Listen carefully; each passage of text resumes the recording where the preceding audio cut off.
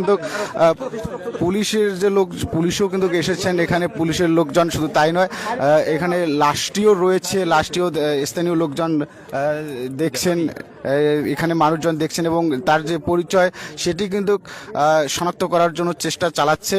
শুধু তাই নয়, আমরা আপনাদেরকে জানিয়ে রাখি, আমরা প্রাথমিকভাবে যে তথ্যটি পেয়েছি, এখানে স্থানীয় লোকজনের সঙ্গে কথা বলেছি।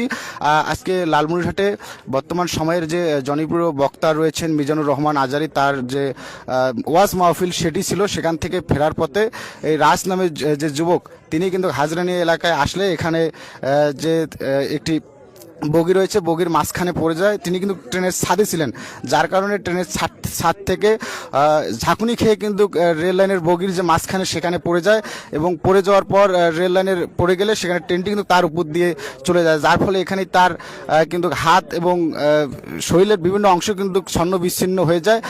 এই ঘটনাস্থল থেকে আপনাদের দেখানোর চেষ্টা করছি। ইতিমধ্যে কিন্তু এখানে পুলিশের একটি টিম এসেছেন বিষয়টি দেখানোর জন্য।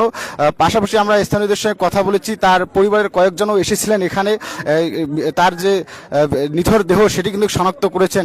সব মিলিয়ে রাজের কিন্তু আজকের আর বাড়ি ফেরা হলো না ওয়াজ মাহফিল থেকে। এই ছিল হাজরানিয়া থেকে সর্বশেষ।